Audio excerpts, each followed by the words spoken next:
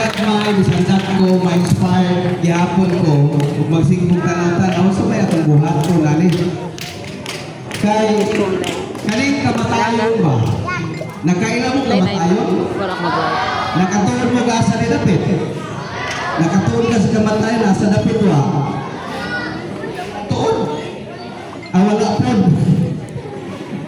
Ang Biblia sa Hebrehan Kapitulo 9, versikulo 27 nag-ingon, man is appointed to die once and after death is judgment.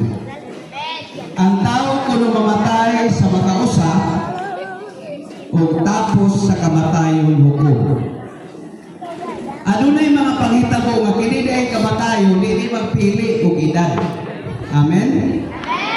Dito sa Bukidnon, ano na yung usa ka Kristiyanos nga nakaagi o usa ka bata nag-isud sa karton. Unsa kani ang iyang naagian?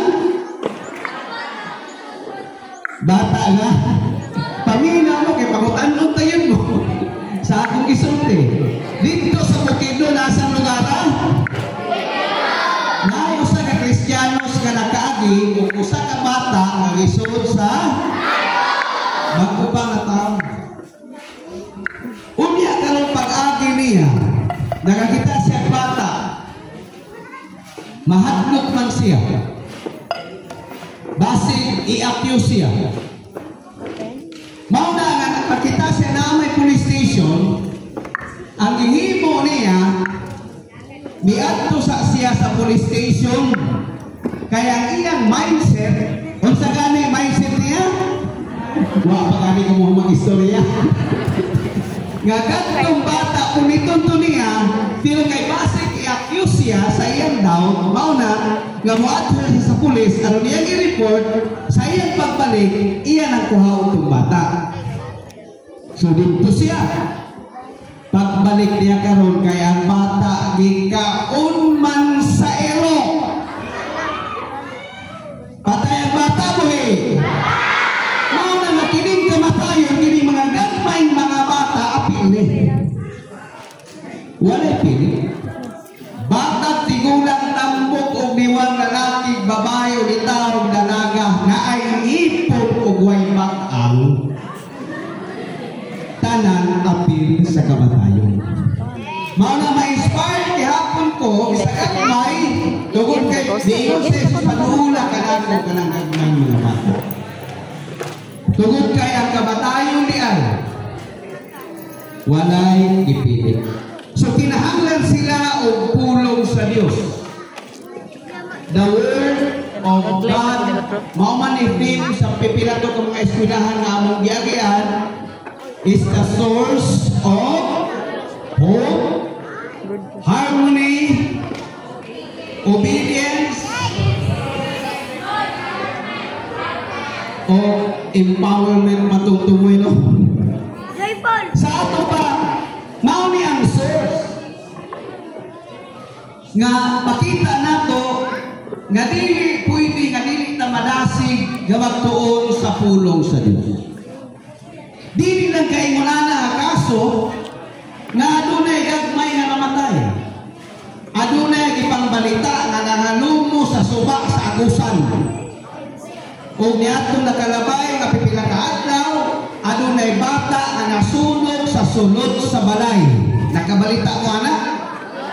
At wala mo mananaw balita. Sige ra mo siguro cellphone. Mao na nga dili exempted kining tanan. Na kung mamatay, adunay hukom. Walay pili, 21, 27 sa pinadayag. Walay makasulog sa langit, bata o tigulang nga adunay bahig mansa nga gamay kay dili siya takos ngadto sa ginharian sa Dios. So, magpasalamat ko atong mga kabataan nga nagsugod na og memorize sa Bible, hansa pa nga mga memory verse. So, salamat yan, mapaka nato ang Ginoo. Mauga akong kinabuhi sa elementary memory verse. Kaya di man ko katulog. Mauna akong kinabuhi sa high school, memory verse. Kay dili man ko katoliko. Mauna akong kinabuhi sa first year college sa University of Mindanao. Kay dito man ko nagkolehiyo. Kay dili man ko katoliko nga full. Pagka second year college dako, dito na ko nag-decide na kinahanglan mag full time na ko nga Catholic. So dili na memory verse. The whole Bible. Ipataas ninyo be. Ang katubay Biblia, pataas. So nakita ninyo. Kanang mga dagko mo na Biblia. Kanang mga dagko. Ipaupos ang dagko, ibilin ang gagmay. Ipaupos ang dagko, ibilin ang gamay.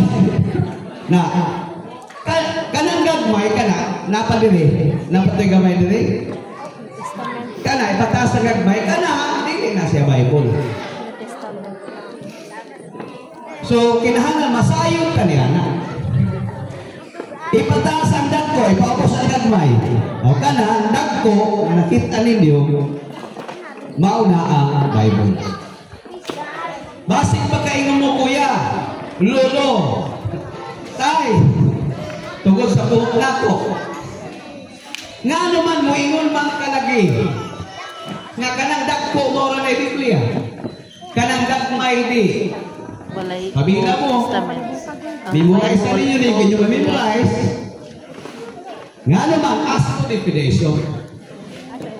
Di ba na yung mga definition ng mga word na inyong itunan?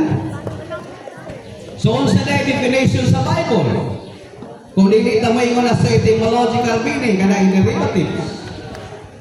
The Bible is a word of God written by men under the inspiration of the Holy Spirit, and it contains of the books, Old and New Testament, and received by a Christian as a divine revelation. Sa ato madili na lang nato to isa-isahon kay 30 minutes naman ko kapil. Dili na ko isa-isahon. Tuhaon na nato to sa kaninya. It contain, nag-contain siya Old and New Testament. So the Bible, di ay, kung atong tanawon, Old Testament plus New Testament equals the Bible. Ipataas to gagmay na Biblia. Ang kanang libro ni gagmay. Ipataas ng balik. Kana siya, gitawag ka na o New Testament Scriptures. Gisagulan lang na o Book of Psalm. Kana mga salmo ba? Unya na apoy magkipang baligya nga Old Testament Scriptures. So kasagaran na ipagtatag ka ng mga King James, mga Gideon's International, gitawag